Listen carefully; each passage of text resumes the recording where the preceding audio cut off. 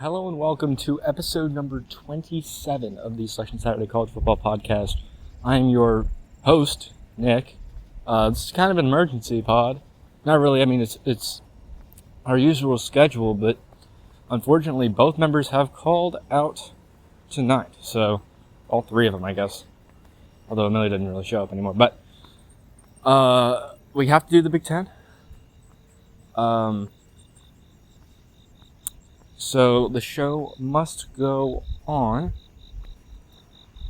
Currently walking around because I don't trust any benches around here because someone's going to be talking about their something or other that's going to be private information. So, apologies if the quality sucks. I am outside. So, deal with it. The Big Ten. Oh goodness. Okay. I'm doing all this on my phone, no computer or nothing. So bear with me here. I might just sit here on the path. No. Thinking out loud, y'all. Thinking out loud. We'll start with Illinois. I'm gonna try to speak closely. I have no idea if this is loud or not. If it isn't, I don't know, tough going, but we're outside Zabel Stadium right now. And Murray has an opponent. Villanova ranks number 7 or 8, depending on who you ask, in the FCS. Should be a difficult road opener for the Tribe. Speaking of your Tribe update, soccer teams have played some games, and I believe the men's took a pretty commanding win, a high-scoring one, over the Radford Highlanders. I think they scored like 8 goals in their first 2 matches. Pretty insane. Anyways, whoa, almost dropped my phone, and I completely lost my spot. Illinois. Very respectable season last year under Brett Bielema. However, Luke Altmaier, star quarterback, is gone. It will be ECU transfer Caden Hauser. Bonafide star. Shouldn't have that much trouble handling a Big Ten offense. He was formerly at Michigan State. Running backs, I like them. Efficient. Khalil Valentine. Aiden Lowry, I believe is how you say it. They're not good blockers, though. They need blockers. They're not good blocking running backs, and that can be an issue if the O-line isn't doing their part in protecting that pocket. Illinois has always got that wide receiver 1, right? They've got Pat Bryant 2 years ago. Last year it was Hank Beatty. This year, it'll either be Colin Dixon, Hudson Clement, or FAU transfer J. Sean Platt. Shoot, okay.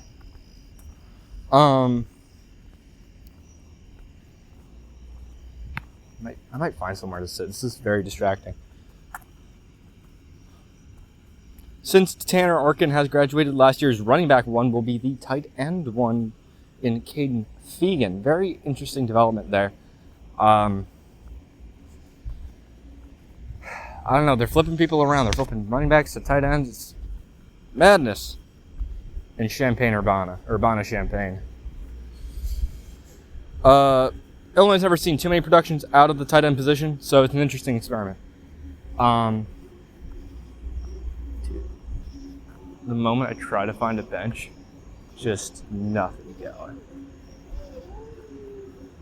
I might just sit down. No. Sure. We'll take this route here. Offensive line kind of shaky. We're losing plenty of starters and not replacing all the positions as well as I'd hoped. There's a rabbit. That is a loud thing. Can I keep going? Yo, I'm so sorry. I'm like desperately trying to find a place where I cannot be disturbed. So, and on such short notice at 9 p.m.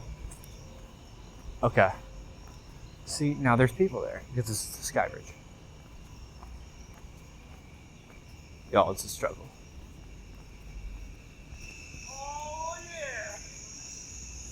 Aaron Henry, defensive coordinator, has booked it for Notre Dame. Bielema is hiring longtime Montana head coach Bobby Hauck and his staff to lead the defense.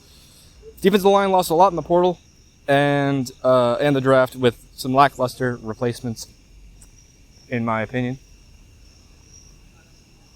Dylan Rosiek graduating leaves a void at linebacker. Limited depth to replace that impact. There's Grimdell. James Kreutz should be the man to try to fill that linebacker position, however. Secondary, good pieces. Returners Matthew Bailey, Juice Clark, and Xavier Scott, as well as NIU transfer James Finley. Something to keep your eye out for. So, I will now go rattle off a record here. I'll rattle off 3 of them, because I believe that Josh and Oscar did put in some picks. I don't think I'll be able to see their championship picks, though, because something's been up with the app. That's ominous. A fenced-off pathway. We're just along for the ride, y'all. I'm not gonna go game by game for them because this is already going to take so long with me commentating and reading and walking. So for them, they're just gonna have to explain themselves later. But for me, I'm gonna give you game by game, or at least wins losses like we usually do. I'm stalling because navigating this is very... Okay. Illinois have gone 5-7 this year. 3-6 in the Big Ten. Wins against UAB, Southern Illinois, Purdue, Maryland, and Nebraska. I might just sit here. Well, I'll sit here.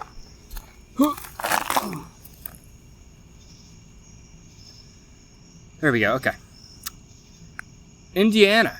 Oh, sorry. I said I'd give you 3 records. I only gave you mine. I got a little bit sidetracked. That's my bad.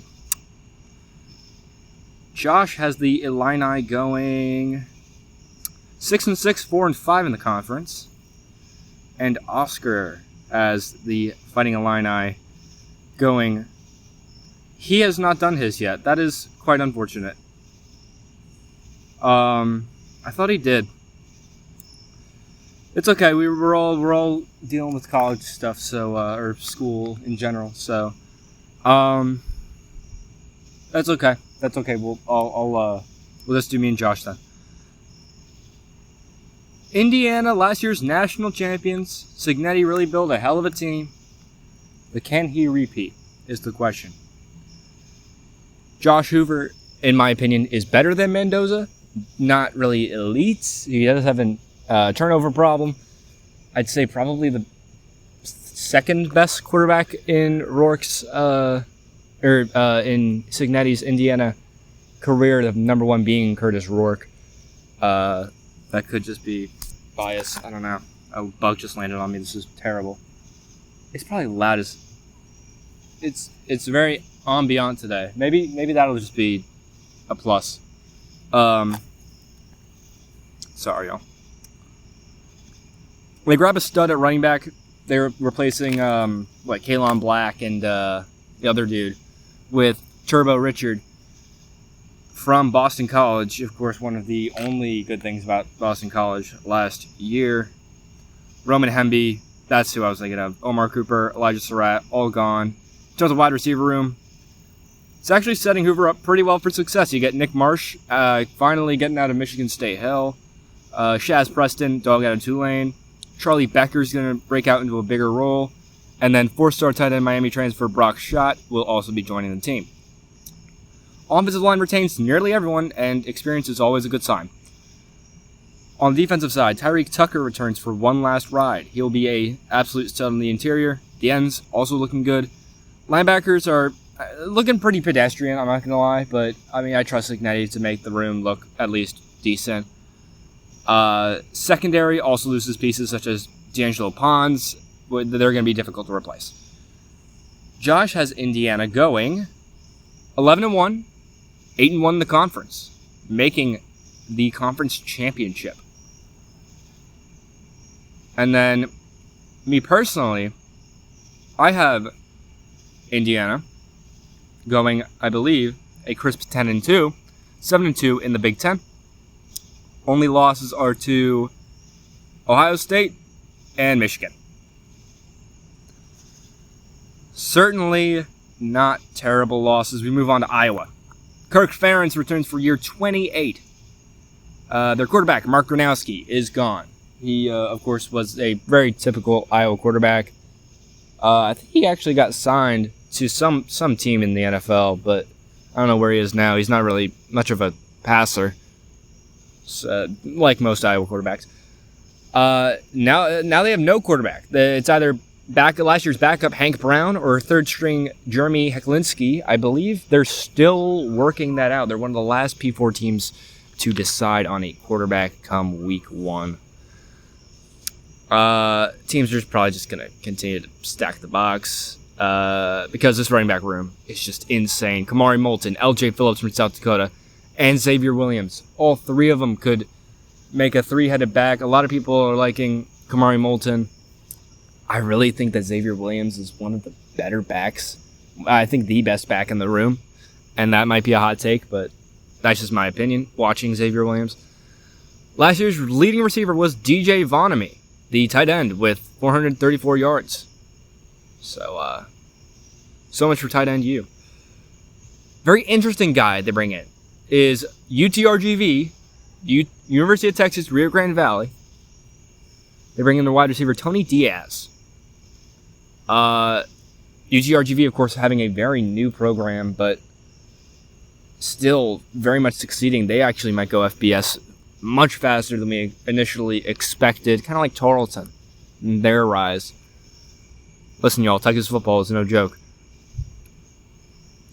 Who knows how it'll adjust to Big Ten ball, of course. Not a seamless transition to go from playing FCS opponents straight up to the Big Ten, but there's not a whole lot of pluses on Iowa's offense, so other than the run game. So you got to take your wins where you can get them.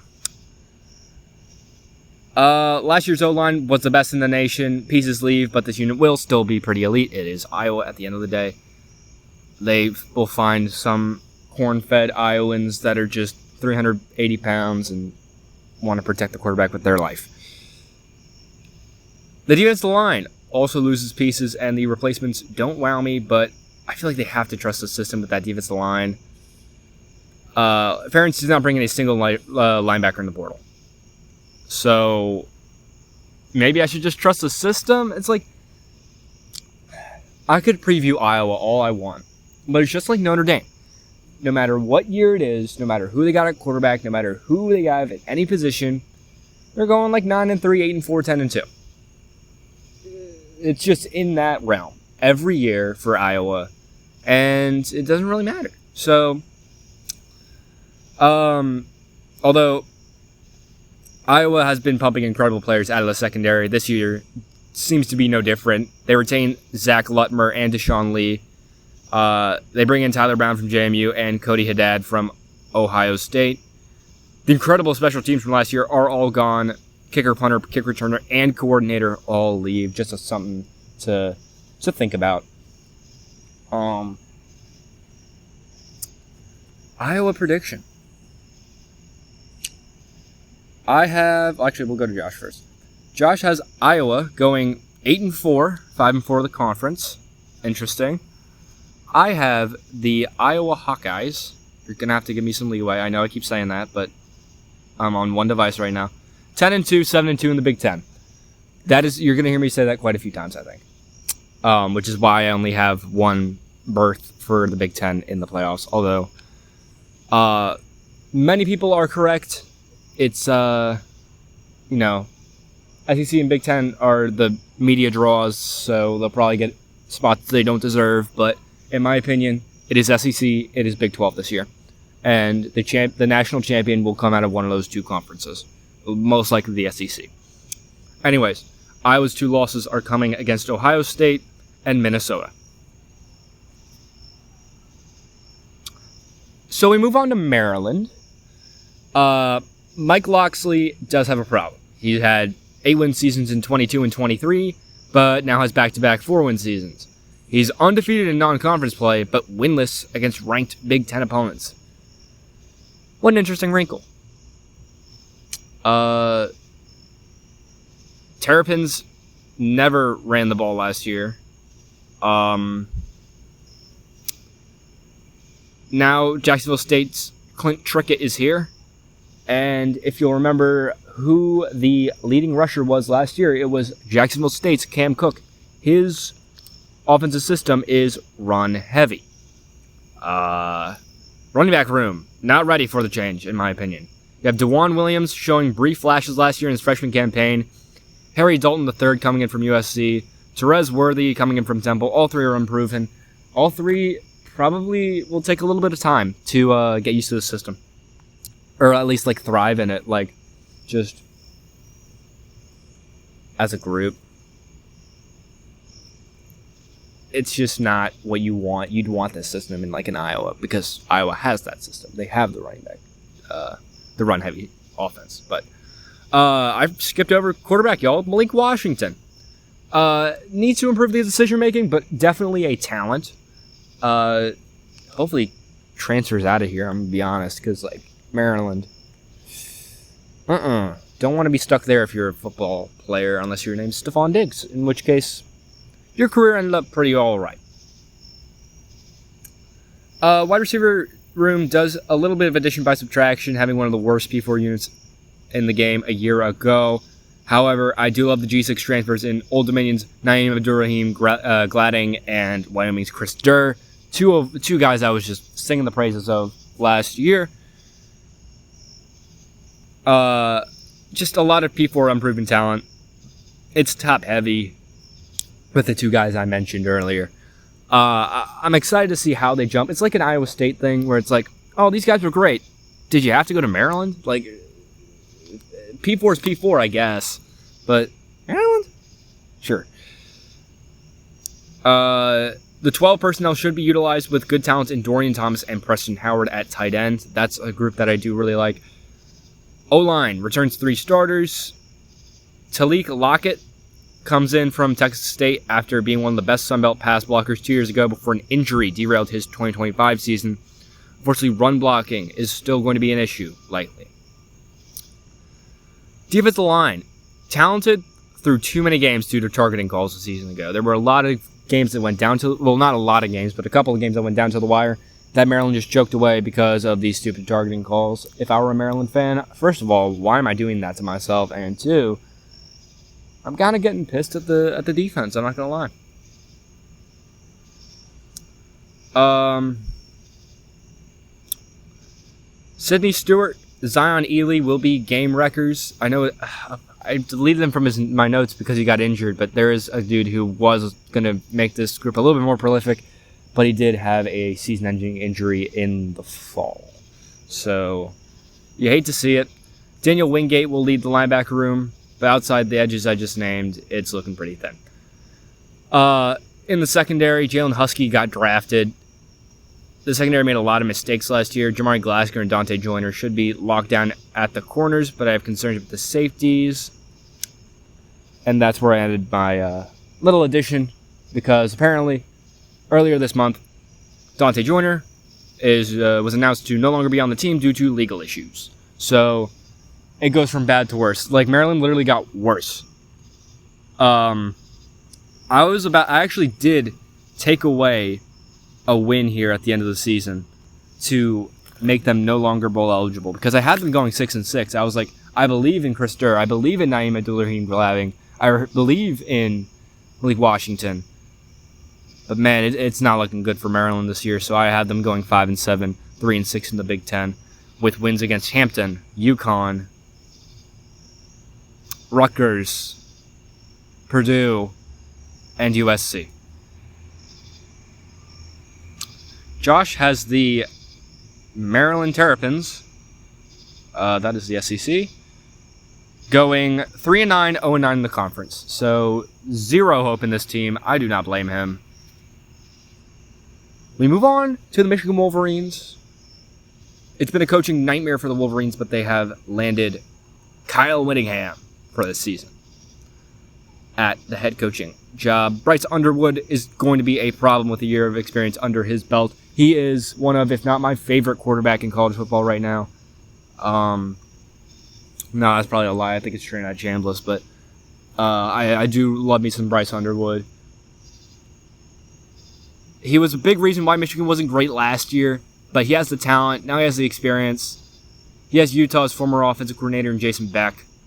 If he gets hurt, team's absolutely done for because Braden Fowler-Nicolosi is somehow still in college and somehow a Wolverine. Maybe going to be mentoring Bryce Underwood in the fall on how to be a quarterback.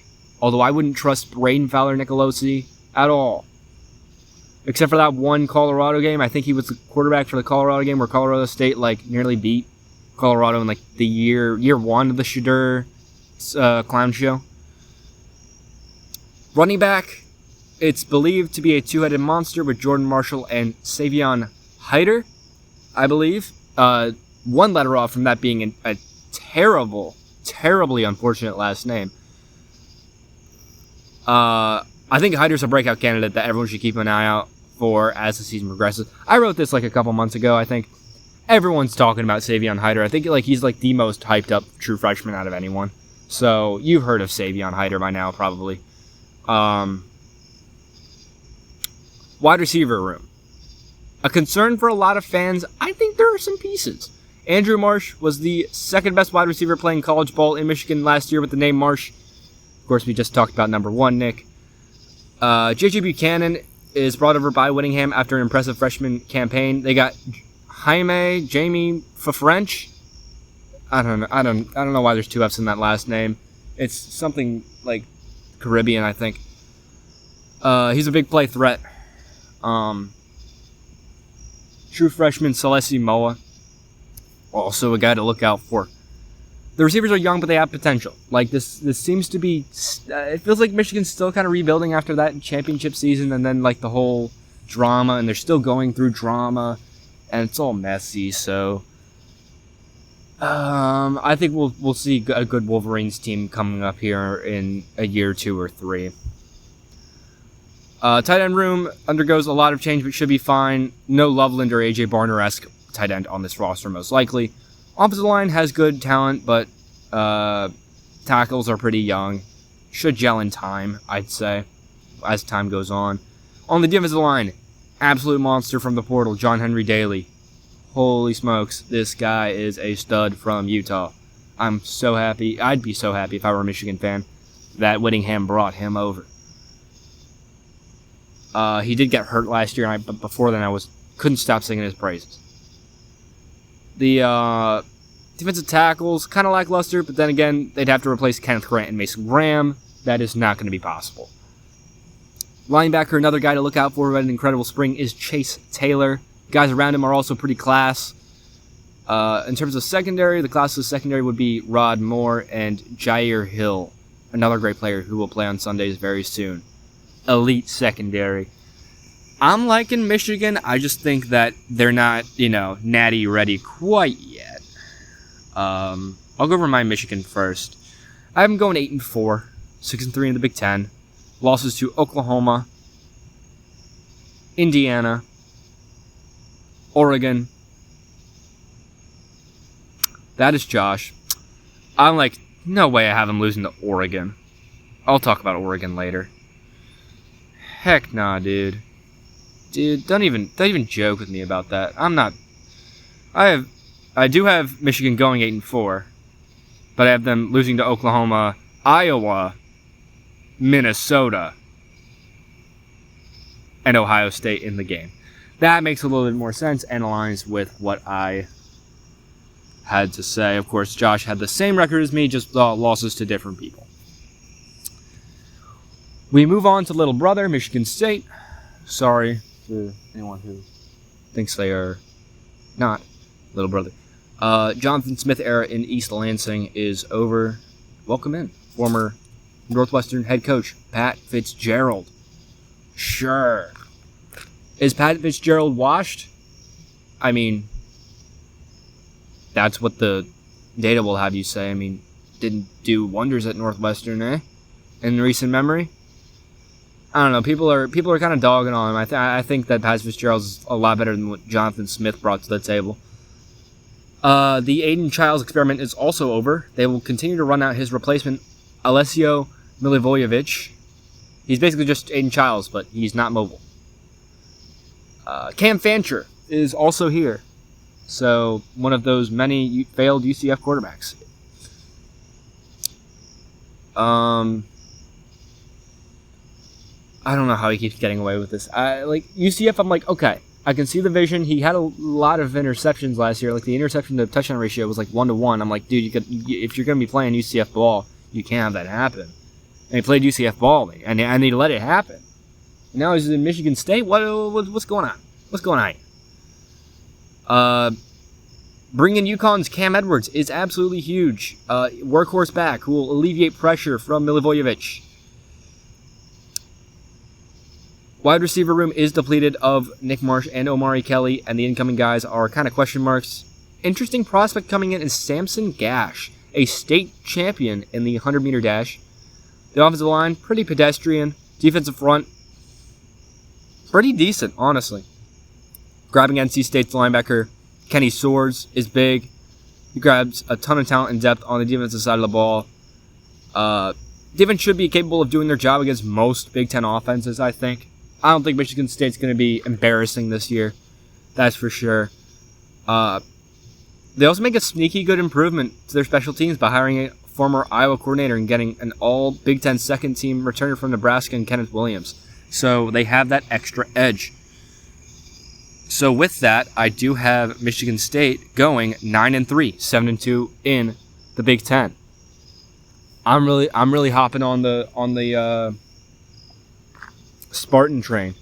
Go Sparty, dude. I mean, Milivojevic, honestly, like sneaky guy to be like one of the better quarterbacks in Big Ten. Cam Edwards, absolute dog. I mean, he might win that Big Ten running back of the year. Like, he's a sleeper to do that, although Antoine Raymond is also here, and I'm sure I'm missing someone. Kamari Moulton, maybe, if he doesn't get overtaken by those two other guys behind him. And many other people. There's a lot of good running backs, y'all. Running back is, like, so stacked in college football right now. Running back and linebacker. Their losses are to Notre Dame, UCLA, and Michigan. They also have a hella easy schedule, I'm not going to lie. There's not a whole lot of contend. There's a couple. They play kind of sneaky, difficult non-conference. Two decent teams from the MAC and Toledo and Eastern Mich. Just something to look out for. They'll probably drop one of those games, knowing me and my predictions. I'm sure Josh is not quite as ecstatic about the Spartans as I am. He has Michigan State going 3-9, 1-8 in the conference. All right, that's just wonderful to hear. Thank you for the positive reinforcement, Josh. We go on to Minnesota, and I have no idea why I love Minnesota so much, but I love Minnesota. I think if this team wasn't coached by PJ Fleck, this is like an Indiana-type sleeper. And that might be a crazy hot take, but like, PJ Fleck loses hella road games. So I really can't bank on him. Even if he has like the best roster imaginable, I don't know, Minnesota just always loses on the road. It's just... Anyways, 8-5 last year under now 10th year head coach PJ Fleck. They retained Drake Lindsey. Huge. He's going to be a stud. I was a little bit... I remember not liking Drake Lindsey last year. Why? Because they were playing Buffalo week 1, and I really liked Buffalo. And I picked Buffalo to beat them. And Buffalo ended up having a terrible season that I just would not believe that they weren't just the GOATs otherwise. I would be like, every week I'd go on here saying, Buffalo, they're going to win. And they won, 3 games last year? Did they win 3 games? I feel like they won more. They nearly lost to UMass. How about that? I think we are back. Sorry about that. Gotta reorient myself. I'm on a completely different Google account than my notes because I was drafting for golf. Preview Golf preview. No, you don't get a golf preview. You'll wait. You're already this far. Minnesota, that's right. Darius Taylor returns. Absolutely amazing back. Another guy who could win that Big Ten Running Back of the Year award. I wish I could remember the name. They also retained their change of pace back. A.J. Turner went down in week 3 last year. Groups of receivers, the hella upside. Breakout wide receiver Jalen Smith returns alongside Javon Tracy, Auburn transfer Perry Thompson, Oklahoma transfer tight end Caden Helms, also a good prospect. You go to the D-line, Anthony Smith returns. He's going to be one of the best linemen in the Big Ten, probably FBS. Led the conference in sacks last year, gets another year to terrorize offenses. Zion Chapman, TJ Bush, crucial transfers to make this one of the best D-lines in college football. Unfortunately, they do lose Coy Parrish in the secondary. And honestly, I think if they just win a couple of road games, this is like... I honestly think that the upside for Minnesota this year is national champions. I really do. However, I do not think that the road woes are enough, especially with who they play on the road, to get them in. Because what's going to happen here, Minnesota is going to go 10-2, 7-2 in the Big Ten. That amalgamation of 10-2 teams that are just going to miss out because they're not 11-1 like their Big 12 counterparts. They are going to lose to Indiana on the road, and they're going to lose to Wisconsin on the road in the last game of the season in a big upset. And it's going to derail them. They're going to make the conference championship, though, where they will play another team that I will mention later. But unfortunately, both losses do derail their season. But it's a good season nonetheless. You know, if I was a Golden Gophers fan, I'd be pretty hyped. I know probably not a lot of Golden Gophers fans out there in general. Not a whole lot of Golden Gophers fans out there are probably expecting national championship, but I am. Not expecting, but putting it in the picture. The realistic picture. Josh has Minnesota going 8-4, 5-4 in the conference. It's not terribly different. It's just a 3-loss difference, 3-win difference, if you're an optimist. Nebraska. Matt Rule returns for his 4th season. Unfortunately, the Matt Rule model of success is a 3-year plan, and Nebraska still hasn't turned it around. What's up with that? Dylan Raiola leaving doesn't help the situation. However, signing San Diego State's Rob Orich as the defensive coordinator was one of the best coaching carousel moves of the cycle. Honestly, probably the best. Probably not the best. I mean, there were some guys who got some good jobs up in P4, like Golish up in Auburn. So, but still a great coordinator, probably the best coordinator hiring of the cycle. When did Brett Maher retire, y'all? He got promoted to special teams coordinator. So good for Brett Maher, Dallas Cowboy extraordinaire. Anthony Calandria, back in P4. Of course, he was at UVA just 2 seasons ago, splitting reps with, who was it? It was Tony Muskett. Right. Tony Muskett is now, I believe, a real estate agent or something. So, just, you know. Offensive coordinator Dana Holgerson has been showing him Diego Pavia tape. If Anthony can get anywhere close to Pavia, he would be in the Heisman race.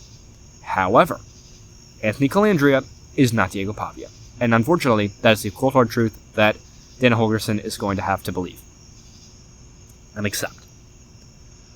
Offensive line got an overhaul in the portal from multiple P4 schools, but the running back room without Emmett Johnson does not look promising. Wide receivers look good, though. I mean, you return Isaiah Hunter, Ja'Cory Barney Jr. Absolute, I love Ja'Cory Barney Jr., by the way. Just such a stud.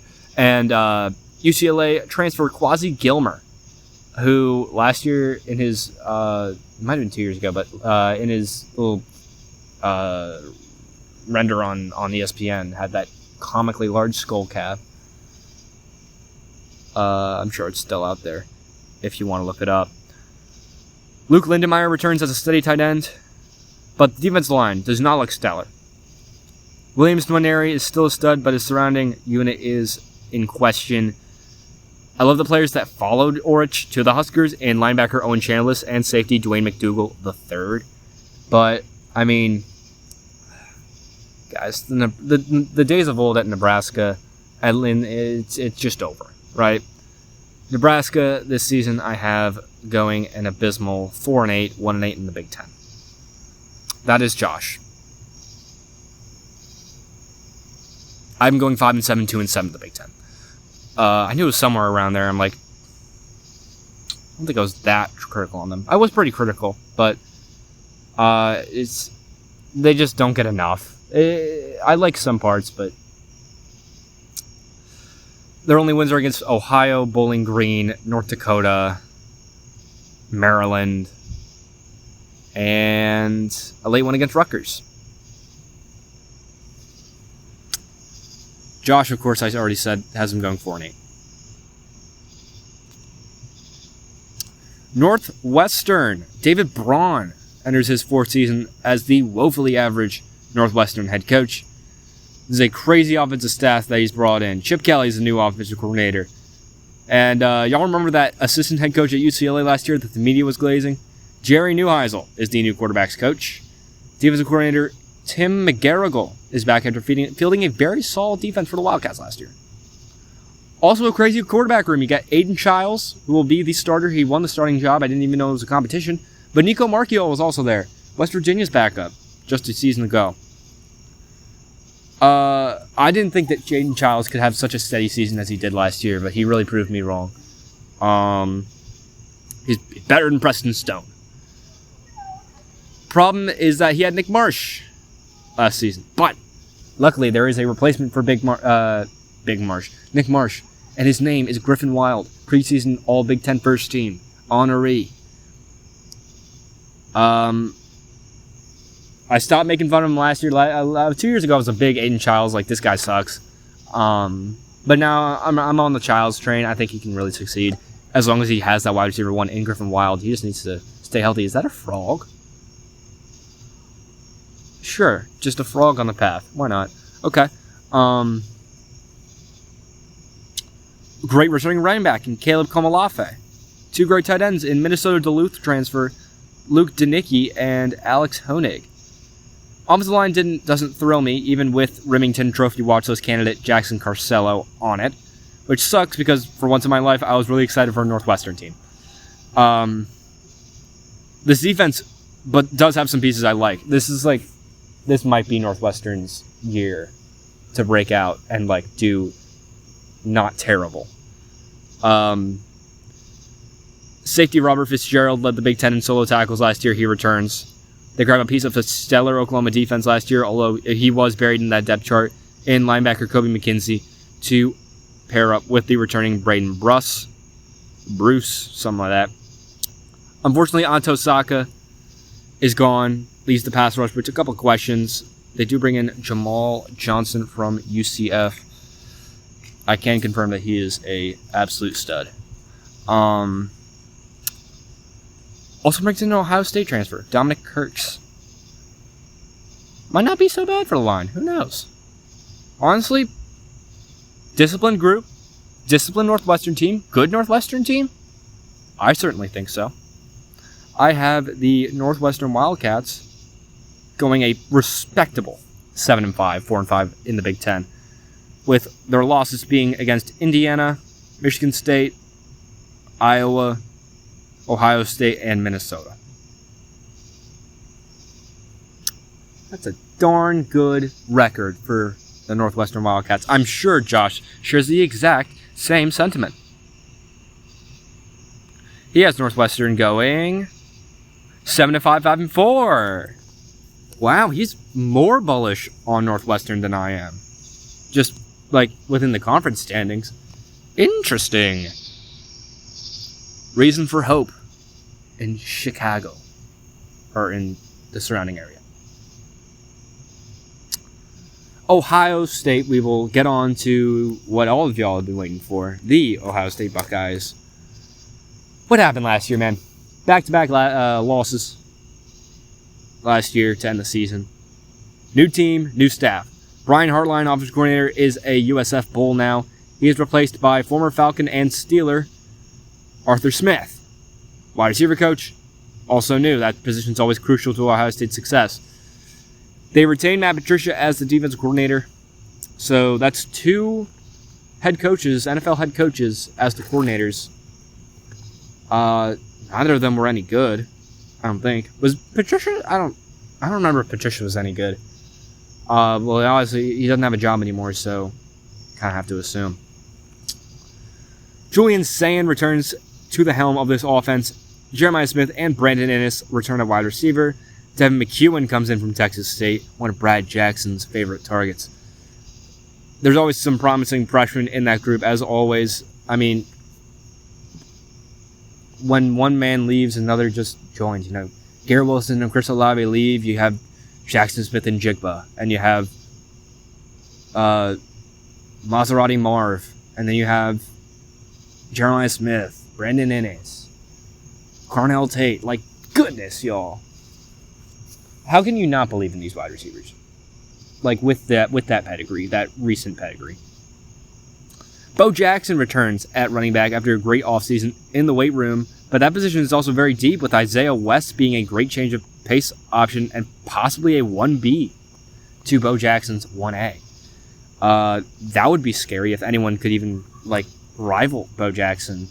Of course, not the Bo Jackson, but certainly a very top-tier running back in Bo Jackson. Quarterback is also deep. Tavian St. Clair, one of the best dual-threat prospects we've ever seen, is young, but if Julian Sayin goes down, Tavian St. Clair is still going to be decent. O-line is deep. It's the best offense in the college football ranks. I think there's not really any denying it.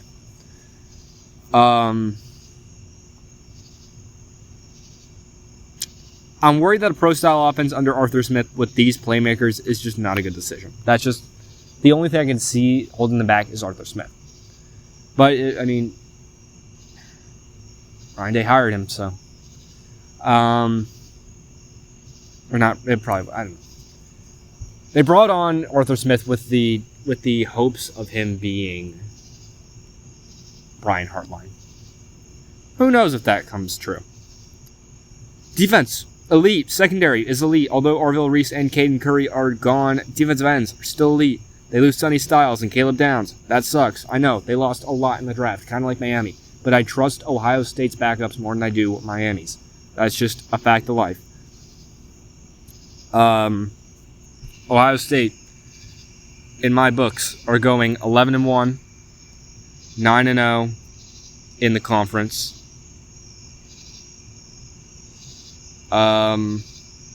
Their loss is going to be against, if I remember correctly, Texas. Yes. Texas does beat Ohio State. I'm so excited for that game, because last year it was, Julian Sayin versus Arch Manning, 1 versus 2. Look at this. This is a crazy matchup. And it ended up being 10-3. You want to know why? Because they started like a combined like 1 game, maybe 0 games before they played that game. So like, yeah, no duh that it's going to be 10-3. You've got these grown men playing defense behind little kids at quarterback in their first day of school. Come on, y'all. This year, both of them have a little bit of experience. We saw Arch Manning turn it on last year. Julian Sayin was pretty much great after that Texas game, so should be a very fun matchup. Everyone's excited for it. Now I'm on board too. I'm sure Josh is also pretty high on Ohio State. Yep, 11-1, 9-0 in the conference. I assume he also has Texas winning that game. Oregon. All right, y'all. I know everyone's really big on Oregon. I'm going to shut that down real quick. Both coordinators took head coaching jobs. But I'm supposed to believe that Oregon's going to be fine and Texas A&M is going to struggle. Right. Okay. Sure. New offensive coordinator Drew Maringer has playoff play calling experience, but it was at Rutgers in 2016. They averaged 15.7 points per game. Okay. Not what I'd do at all. Chris Hampton is also promoted within and has experience from his days at Tulane. Dylan Raiola is opting to spend a year under the tutelage of Dante Moore, who is certainly a good talent, but not the best in the Big Ten, like everyone's saying he is. He folds way too much in big games against tough defenses. Like, this guy's not everything that people say he is. Paper Tiger. Dante Moore's not winning the Heisman. I said he was going to win the Heisman last year after LSU and Clemson and Nussmeier and Klubnik ended up being complete trash. And then that was pretty quickly... I retracted that statement pretty quickly because I saw that this guy's not really it. But the team 1-5 against teams that made the Natty over the past 3 years. So just big games, the Ducks just can't win. His receivers, Dante Moore, they might make him look good. You got Decorian Moore, great in his freshman season. Gatlin Bear, finally on the roster after a 2-year Mormon mission. It's a young group, but they have Evan Stewart there for veteran presence, but he didn't play last year. Something to note. Seems like kind of a top-heavy group, because, like, behind them, I don't know. Everyone's saying that Oregon's bringing back so much returning production, but I feel like some of it just doesn't matter. Like, obviously Dante Moore returns. That's just awesome, right? By the way, Noah Whittington is not here. They don't return the running. They returned Jordan Davis and Dare Hill. They got plenty of play last year, but they weren't Noah Whittington. I'll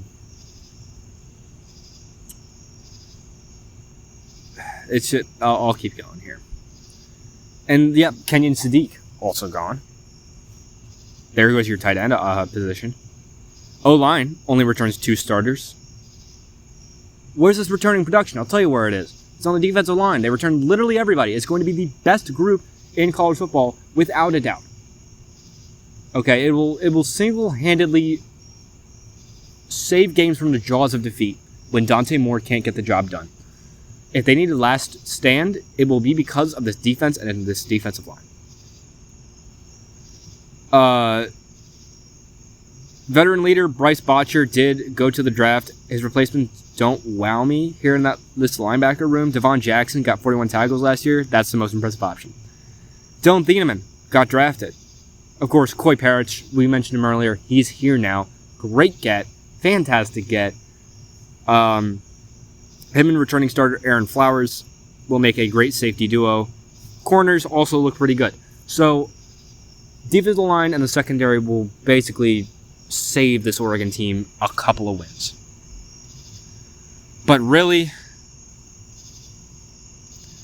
dude, I feel like just people aren't looking at this team. They're seeing it, they're not. No, they're not. They're looking at it, but they're not seeing it. Josh has them going 11-1, 8-1 in the Big Ten. Not me, though. I have the Oregon Ducks going a crisp 7-5, 4-5 in the Big Ten, with their losses being against UCLA, Northwestern. I know, shocker. It will be an absolute thriller. It'll be the talk of the town. Then they drop the next one to Ohio State. It's going to be a look-ahead spot, right? They have Northwestern at home. Oh my gosh, we can destroy them. Nope. What if this is like the 10:30 game? They're going to get caught sleeping. So they drop Northwestern, they drop Ohio State, and they drop Michigan, and they drop Michigan State. And eventually the voters just lose interest, and they pick up a win against Washington at the end of the season. Call me crazy. I'm not an Oregon believer this year. Penn State. I'm going to be honest. I usually don't change picks last minute, but I did change one pick, and it was Penn State versus Maryland at the end of the season here. Because I lowered my expectations for Maryland. I raised them for Penn State. It was just like I was like, oh, Maryland's going to want it more to win, to go eligible. I really don't. Penn State owns Maryland. There was no way it was ever going to happen, but let me tell you why.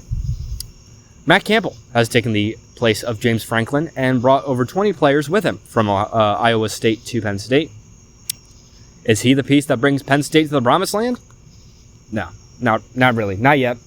Not as the current state of the program. Campbell brings in his offensive coordinator and hires alumnus D'Anton Lynn as his defensive coordinator, who comes in from USC. So many transfers in, one might think that there will be a lot of growing pains, but half these guys came from the same team, so it's just going to be Iowa State 2.0. I love getting Rocco Beck to lead the charge after multiple years being the main guy at Iowa State. He has been recovering from shoulder surgery over the spring. He is on pace to start week 1, but you worry if there's any lingering pain there that could possibly derail his season if re-aggravated. Singleton and Katron Allen were one of the best doublehead monsters we've seen in the backfield in quite some time.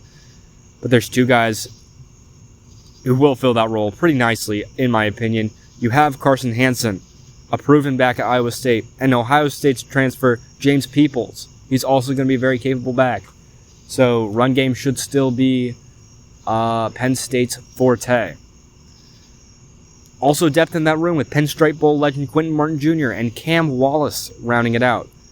I like Chase Soule coming in from the Cyclones at wide receiver. He's no perfect receiver, though. Brick hands. Absolutely just terrible drop problems. There's some decent guys in that room, too, like Brett Eskildson and some spring standouts in Zay Robinson and Kobe Howard. After reading up, I'm like, maybe Rocco Beck to find some guys here. I think maybe the wide receiver, the passing game should definitely open up much more than it did with Drew Aller and gosh, y'all are gonna hate me. The dude who's on the Packers, or who got drafted to the Packers, it was like, really? It was like the 4th round, or it was like the 3rd round too. It's nuts. Well, now I have to. I hate being... Curiosity killed the cat, y'all.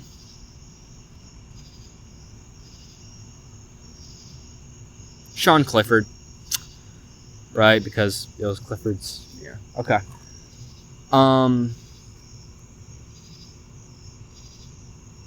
Defensive departures do leave the front 7 pretty gutted. I'm very worried about this Penn State defense.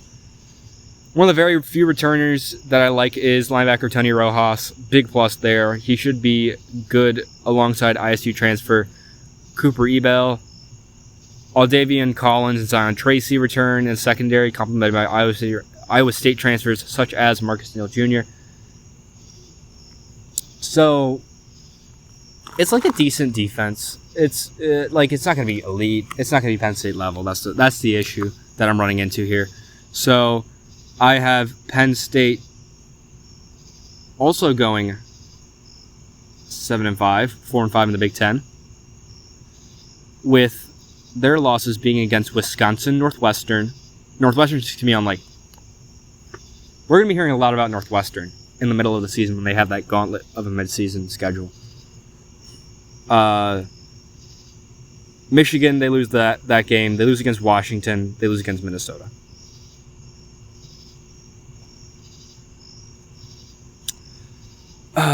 Purdue. Okay. It was just a regular Purdue season last year. Nothing to really note. It's just not good. It's just not good at Purdue right now. Ryan Brown, pretty atrocious last year. Returns as a starting quarterback. The running game, honestly, a prime candidate to improve despite the loss of Devin Mockabee. Fame Ijaboy comes in after backing up Darius Taylor at Minnesota, contributed decently. Jarrett Gibson played some games as a true freshman at Texas.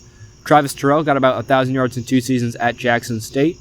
All that, and Antonio Harris returns after backing up Mockabee.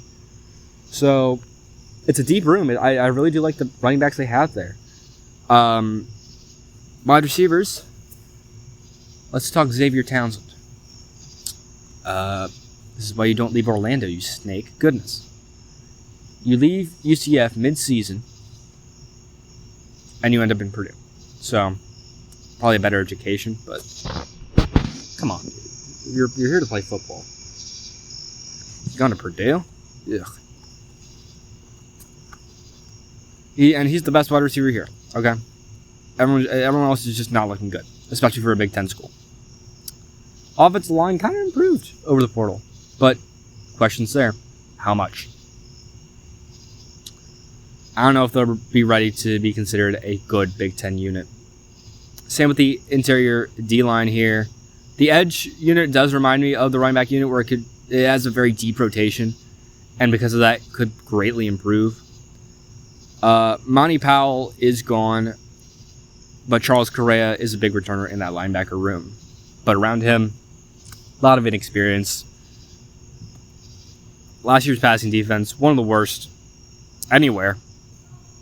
They bring in Michigan safety Jaden Mangum, along with plenty of length and size. They definitely targeted it. I don't think they can make that big of a jump year one of trying to rectify that, though, because it was just so awful last year. I said that looking at this team, maybe that run game could really win them a game this year in the Big Ten. But then I looked at the schedule and I'm like, there's not really a winnable game here. Their only win's going to be against Indiana State at the beginning of the year. So 1-11, 0-9 in the Big Ten. And Josh has, I didn't tell you his Penn State stuff or his Oregon stuff. I did tell you his Oregon stuff. Penn State, he has going 10-2, 7-2 in the conference. Not a shocker. That's his favorite team. Purdue, he has going 3-9, 2-7. Who does he have Purdue beating? Who can Purdue possibly beat? There are not two teams on this schedule, on this Big Ten schedule, that Purdue's going to beat. Let's see. He's got Maryland. Fair, they get him at home. And Wisconsin. With Colton Joseph? I don't know. Okay, we're going to disagree on that one. Agree to disagree. Let's talk some Rutgers. We're on a pretty bad run right now. I'm going to be completely fair. Greg Schiano still thugging it out with his awful program. Year 18 now for him. Ethan Kaliakmanis is finally out of college. Somehow a Washington Commander. In his place will be Dylan Lonergan, who just won the QB battle, the Boston College transfer, over AJ Suris, whose his only college football passing yards so far have been against Norfolk State. It's getting really difficult to back Schiano. I was a big Schiano guy last year. I'm like, Rutgers could take a step forward this year.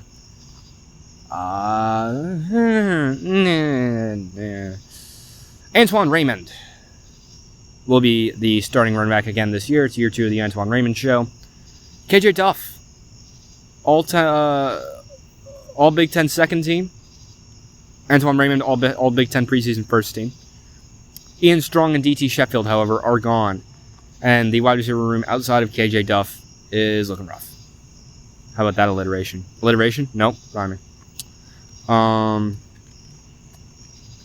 Both lines are going to be pretty average. But that's pretty good. That's a compliment for the defensive line because last year's defensive line was atrocious. Just the defense in general. They bring in some impressive pieces. It won't be a stellar line, but it won't, suck. Rutgers won the race for highly touted Rice transfer linebacker Ty Morris. They'll have to lead a questionable and injury-prone linebacker group. The secondary, completely gone. Kosh Sanders is the only returner there. But, I guess it can't get much worse for Rutgers. So, I'm going to have Rutgers going 3-9, 1-8 in the Big Ten. Their wins will be against UMass, USC, and Howard, and they will not win a game after Week 4. If y'all haven't found out by now, I'm not very high on USC. Josh has Rutgers going 3-9, 1-8. Nope, that's still me. He has them going 8-4, 5-4 in the Big Ten. Holy smokes, that's just all right. Well, I'll let him be a little bit delusional. I was delusional last year about him. He can be the delusional Rutgers fan this year. That's okay. We've got 4 teams left, y'all. Bear with me. UCLA. Are we... Okay, we're hitting about an hour right now. We'll keep this under an hour and a half, maybe. UCLA, train wreck last year was. Basically, all of JMU's coaching staff has uprooted this team. However, they don't bring Alonzo Barnett because he's not starting over Nico Iamaleava. They paid way too much money for him. And Nico still has that it factor. It's just, holy smokes, last year was head-scratching. He's very unpolished, but he has the physical tools, and I think he has a supporting cast here. Running back room, already a plus. Wayne Knight transfers in from JMU. And last year's lead back, Anthony Woods, is here as well. I think the lead rusher, though, was Nico, if that tells you anything about that rushing attack last year. Wide receiver room also brings in some studs, one of which being a South Carolina transfer, Brian Rowe. Expect some highlight reel plays from that man this year. He'll be like the Cam Coleman of the year. I can't wait for Cam Coleman to be at Texas, y'all. It's good. It's pretty awesome. Getting passes from a real quarterback. Leading JMU wide receiver Landon Ellis is here. Minor contributor from Florida and Aiden Mazzell. They're still probably going to struggle against Big Ten corners, but there's something there to like gradually improve. I think it's looking pretty good. The offensive line last year, it pretty much killed Nico Iamaleava, but Bob Chesney brings in plenty of pieces. The premier being Jordan Davis, who didn't allow a single sack last year in the Sun Belt at South Alabama, won all Sun Belt honors in 2024. From what I can tell, the run blocking was the main focus, so expect a run-heavy offense this year with Nico's dual threat ability and Wayne Knight and Anthony Woods also in that backfield. Last year's defensive line was pretty much embarrassing. I won't say pretty much, very embarrassing. Now some JMU guys in Sahir West and Aiden Gobira come in. They're studs off the edge. Interior leaves much to be desired, but that's okay. One of last year's only bright spots on the defense was Jalen Woods at linebacker. He returns. They bring in Oklahoma transfer Sammy Omasigo and a bunch of JMU guys to fill in holes, including a very recent addition in Trent Hendrick. He will be eligible to play college football this year, I'm pretty sure. There's been a lot of crap going on in college football this week. I'm sorry, y'all. I completely forgot to address this. We might address it later. I have Oscar's very brief note card, but I mean, guys, these conferences, they're finally like putting their foot down. People who go to a professional league are not coming back, so that's pretty cool. I have no idea what that means for Jordan Adams at SMU, because he played professional baseball. Does that count? I don't know. He's on the roster, so I really hope Jordan Adams plays. That would be super fun. He'll be like my favorite wide receiver. That's a lie, but I'll be watching a lot of SMU if he does end up playing. Defensive backfield for UCLA actually pretty good last year, and they retain a lot. Scooter Jackson, Cole Martin, Roderick Pleasant on return, Utah transfer Tao Johnson, and JMU man DJ Barksdale also come in to make this a incredibly formidable unit. Watch out for this UCLA defense this year, y'all. Anyways, I have the UCLA Bruins going a very, very, very respectable and well improved 9-3 this year, 7-2 in the Big Ten. Their only losses will be against Cal to start the year, and Minnesota and Michigan. Josh has UCLA going 8-4, 6-3 in the Big Ten. So we're both pretty high on UCLA. But now we go on to USC, the other California team here in the Big Ten. 5th year for Lincoln Riley. He's putting all his chips in on Jaden Mayava having a Heisman level and healthy season. They also return their two-headed monster in Waymon Jordan and King Miller, one of the best units in all college football. Unfortunately, wide receiver room, so unproven. I cannot back this wide receiver room. This is not how you set up Jaden Mayava for success. Mekhi Lemon, Jacoby Lane, and Lake McCree are all gone. Who's going to be wide receiver 1 this year? Booby Feaster? Booby Feaster. Come on, yo.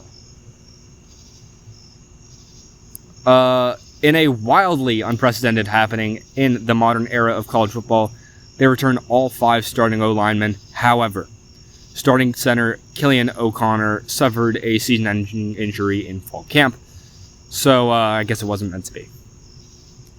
Really sucked. I was really kind of excited. That's why I liked Oklahoma State so much when they had Ollie Gordon a couple of years ago. Man, Ollie Gordon, y'all. Oh my gosh, is he going to become ball? Is he going to become ball knowledge? Dude, nobody talks about him anymore. He was going to win the Heisman. Gosh. Dude, I wish. Now, but low-key, UCF put belt on Oklahoma State that one time, though. So, anyways.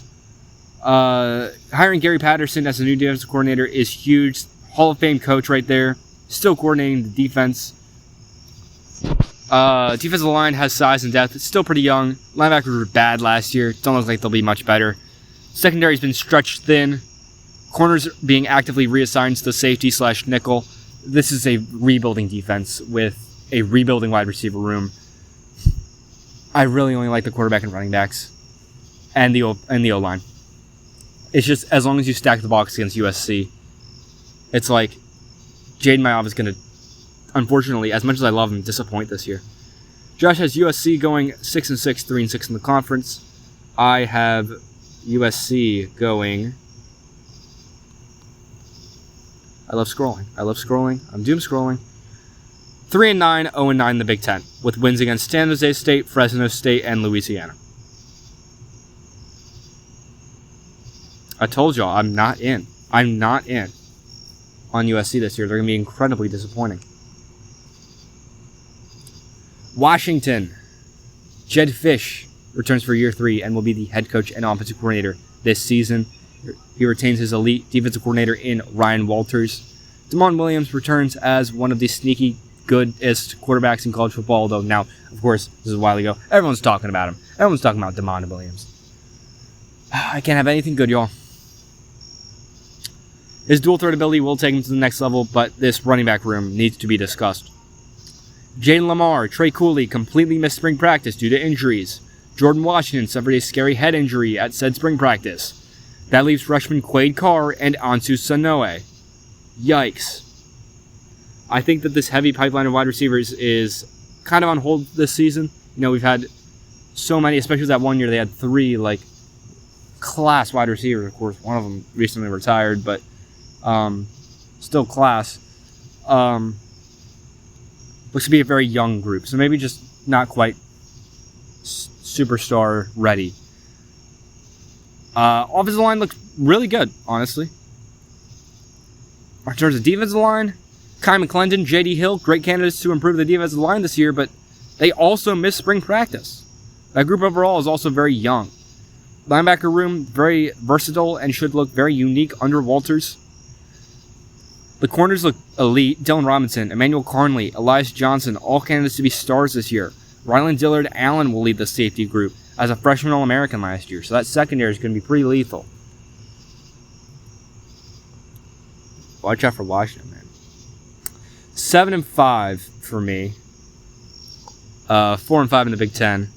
Not quite what everyone's kind of hoping for, but like I said, whole lot of injuries. It's like electrical substation level. It's pretty bad.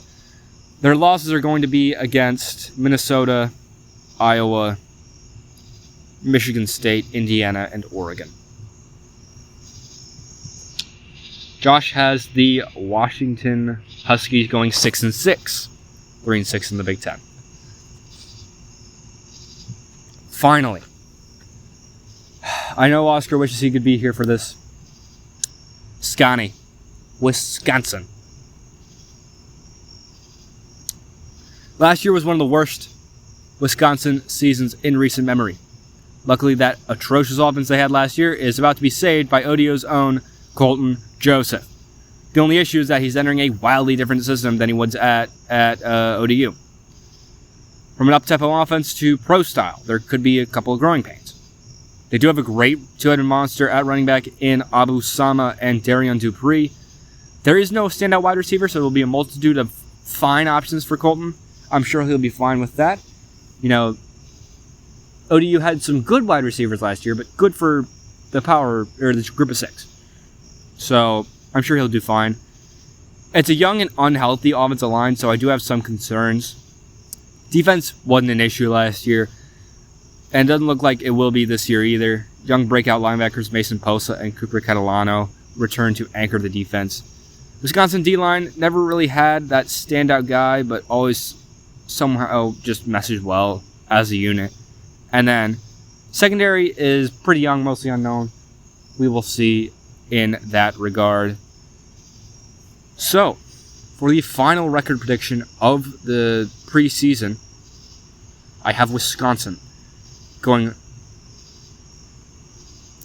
8-4, 6-3 in the Big Ten. Losses to Notre Dame, Michigan State, UCLA, and Iowa. And then Josh has them going 4-8, 3-6 in the Big Ten. Very, very differing opinions there. Whew. 138 teams, y'all. And I previewed every single last one of them. That's why you subscribe. That's why you watch week in and week out. We will do this again next year. I didn't even tell you who I have in my championship. Sorry, y'all. I'll do a quick rundown of my standings. Josh isn't here to defend himself. I won't do it, just in the sake of time. Dead last in the Big Ten, I have a tie between USC and Purdue at tied for 17th, 1-11, 3-9 in the conference. 16th, I have Rutgers, 3-9, 1-8 in the conference. 15th, I have Nebraska, 5-7, 2-7 in the conference. In a tie for 13th, I have Illinois and Maryland, 5-7, 3-6 in the conference. In a tie for 9th, I have Northwestern, Oregon, Washington, and Penn State all going 7-5, 4-5 in the conference. At 8th, a tie for 7th, Michigan and Wisconsin, 8-4, 6-3 in the conference. And in a 5-way tie for 2nd, this was tough to tie rake, y'all. Indiana, Minnesota, UCLA, Iowa, and Michigan State. That sounds so cool. I'm sorry, y'all. UCLA, Michigan State going 9-3, Iowa, Minnesota, Indiana going 10-2 overall, and then Ohio State going 11-1, 9-0 in the conference, and winning that Big Ten championship against the Minnesota Golden Gophers. Big Ten East versus Big Ten West vibes there.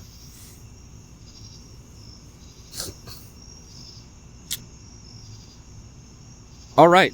I'm going to kind of make my own segment here. So, last season, when I was a young boy, a community college kid, I would come downstairs on a Thursday, Friday night, or Friday morning. And my father was probably at the desk, and he was going to talk to me about, the college football games, or I was going to start a conversation about the college football games. He's like, "You seen this slate? Doesn't look very good." And every time he'd said that, I'd be like, "What's that supposed to mean?" So he'd be like, "Oh, well, we got 3-9 or 3-6 Rutgers going against 2-10, okay, whatever. You get the point. Purdue." And I'd be like, "Well, just because they have bad records doesn't mean there isn't a reason to watch it." See, there's a reason to watch every single college football game out there. There are storylines if you are willing to look hard enough to find them. So, in this segment, instead of previewing every single game from this week on, we will preview 10 games a week. And I will have this segment to cover everything else. As this will be the Nick special. The Nick, why should I watch of the week. So, week 0 is upon us. So excited, y'all. We will start with I could be so... Okay, we could start with a little bit of Friday Night Lights. Wayman Mary versus Villanova, y'all. Villanova might be 8th or 7th in the conference, depending on who you ask, but hey, the Tribe was picked to finish 3rd in that conference. And you should watch it because I'm going to be watching it. And I'm going to be covering it on the pod. Alright, that's kind of a joke. But how's this? We have 2 really good tight ends. Hell yeah. I'm excited to see that. We also have a pretty good D-line, so good way to see if an early Titan falls early. Okay, I'll preview this slate. The 12 noon, I might even be missing some storylines. I'm just going to rattle off some storylines. UNC versus TCU. The kickoff Aer Lingus Dublin game. If y'all have been keeping up with TCU football as of late, holy smokes. It has been an absolute disaster. Like, locker room has been out of control. They're kicking out the press because there's no newspaper reporting TCU football right now. They literally kicked out like the Morning Star or whatever. It's crazy. So there are some issues with TCU. Meanwhile, UNC is a sorry program right now. This could be a one of those sneaky Aer Lingus games that ends up going like, maybe TCU edges it out here. But there's that Dublin curse that affected Iowa State and Kansas State last year as they came home to play their ensuing games. San Jose State versus USC, of course. You had Oscar, who was really high on San Jose State. And maybe, Ken Niumatalolo, he loves his air raid. Jaden Mayava is probably going to be airing it out. 2 air raid offenses going at it. Who knows, right? And it's the first chance to see Jaden Mayava. New year, new him. First chance to stat pad for that Heisman conversation. NC State versus UVA is going to be probably the game of the week because it's probably the 2 most closely matched teams. Could have top-tier ACC implications. Me personally, I don't think either of them is really going to contend, but 2 middle-of-the-pack ACC teams. NC State, CJ Bailey. It's now or never, right? You've been doubted. You've been. They're saying CJ Bailey's like kind of reaching that. Is he a bust? Is he not? This could spark that year for him. And then of course UVA charting out a new quarterback in Mizzou's QB last year, Bo Pribula. Could be something to look at. Jayville State versus North Dakota State. That's easy. First game in the Fargo Dome. First game for North Dakota State as an FBS program against Jayville State, who I have winning Conference USA. This one's going to be huge. This is my game of the week. Sac State versus EMU. EMU a darling for a lot of people. Noah Kim entering his 7th year. My goodness. Sac State, of course, this is their first game at the FBS level. It'll be interesting to see how they get off the blocks in Ypsilanti. I wouldn't wish there any program's first game to be in Ypsilanti. Tough place to play. New Mexico State versus Florida State. It's on the CW.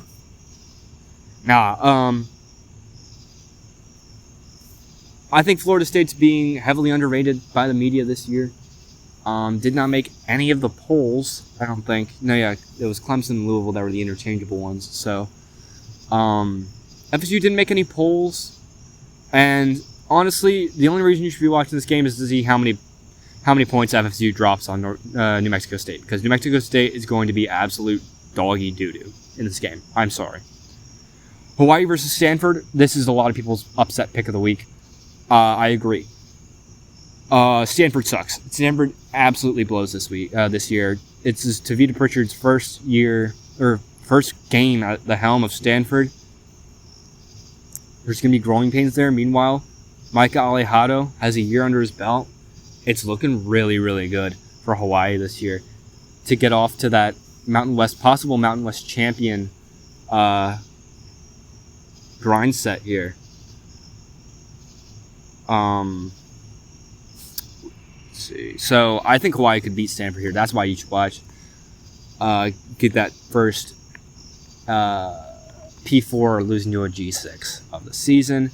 And Memphis versus UNLV, I'm not quite as high on as everyone else, but a lot of people are saying Memphis is one of the best G6 teams this year. Could have playoff implications if they win the American. UNLV, obviously, there's no one left in the Mountain West except for UNLV.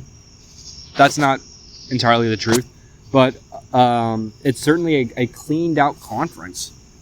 They could really get a statement win here, and if Memphis is the team that everyone says they are, the Runnin' Rebels have a very, very great resume booster if they beat Memphis, and then vice versa for Memphis if they beat UNLV on the road. So that is your quick why you should watch for week 0. We move on to golf. Yes, we'll do golf and then we'll do note card.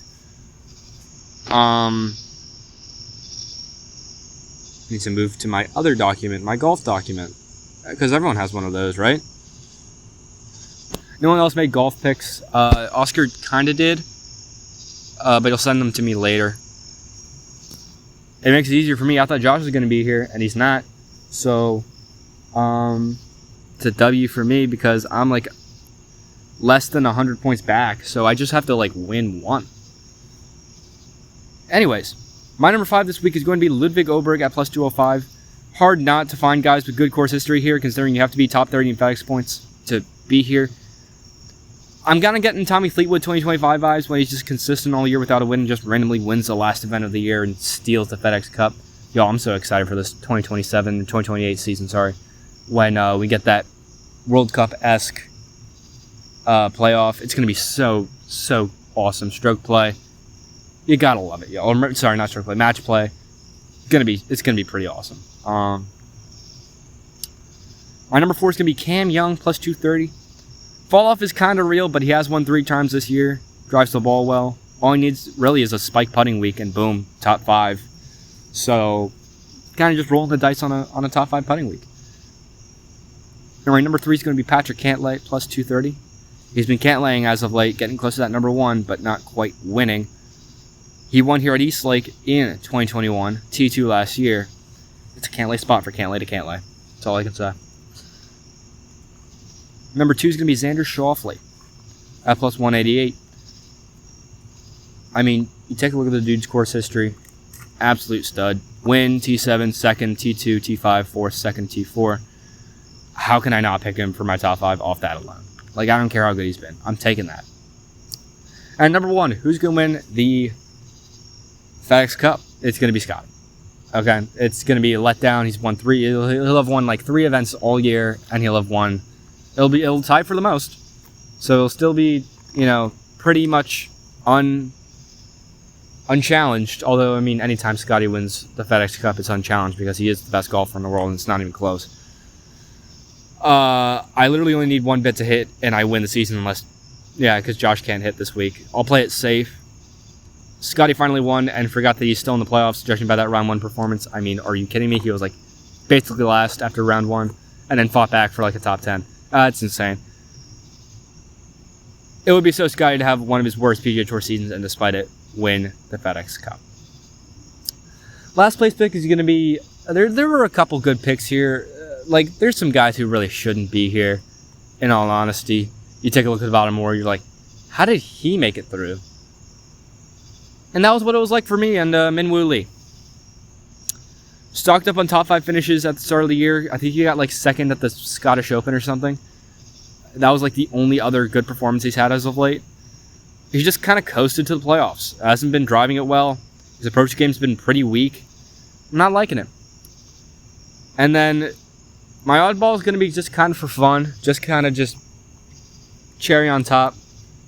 I'm going to take Justin Rose to be the top Britain and Ireland golfer. Last week, I hit that Justin Rose and Alex Smaller to tie in round 1. That was pretty huge. That got me to where I am right now. So I'm going to keep betting on Justin Rose. as we close out the season. His approach game has been on fire, and I'm not liking most of the Brits heading into this tournament. I don't think I had a single one in my top 5. If he can put together a complete 4 rounds, he can win this market and possibly the tournament. That's just how Justin Rose rolls. I'm going to start walking again because it's pretty late, all things considered.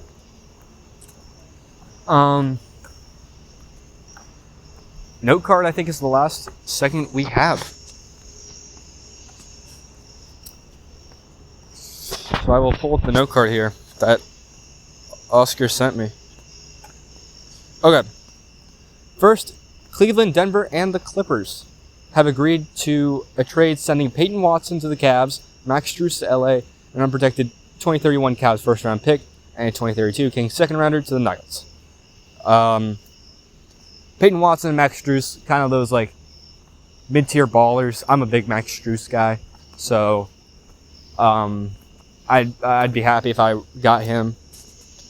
So Clippers fans, how about it? With all this Kawhi Leonard jazz drama, whatever's happening there, it's good news. Some much-deserved and needed good news for the Clippers. James Harden has agreed to a new 3-year, $97 million contract to return to the Cavaliers with a player option and a trade kicker. So, Cavaliers will retain their man, James Harden. Kind of washed. Of course, not the James Harden of old, but those are my thoughts. Klay Thompson signing with the Heat after he cleared waivers upon a contract buyout with the Mavs. Holy smokes, have you seen the media day pictures? He looks so washed. It's not even funny.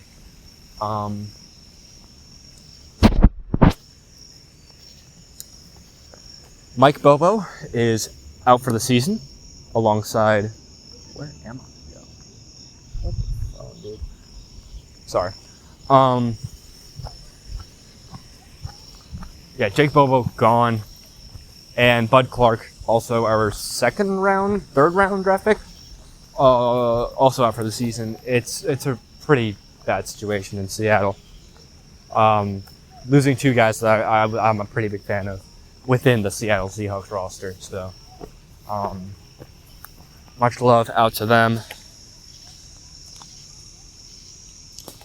6-time All-Star, DeMar DeRozan, has agreed to a deal with the Denver Nuggets on a 1-year, $3.9 million deal.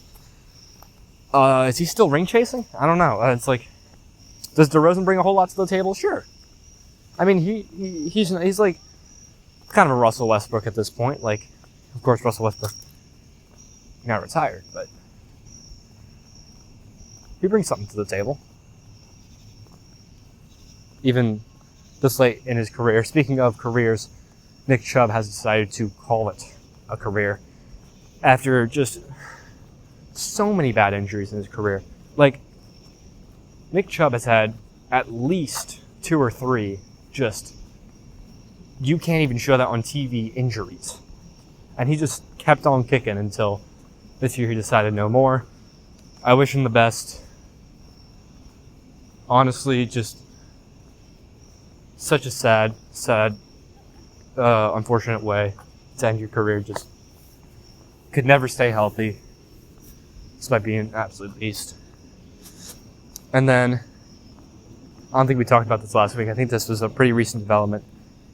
Trey Mancini, my favorite athlete, I think of all time, has called it a career. I thought this day was coming a little bit earlier, I'm going to be honest, but he's been hanging around in AAA and all that.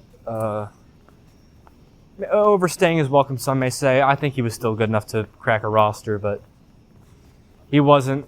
He kind of found that out after spending plenty of time away from an MLB roster. And ever since the diagnosis, it's just been, it kind of just killed his career, which really sucks. He was a really good player, but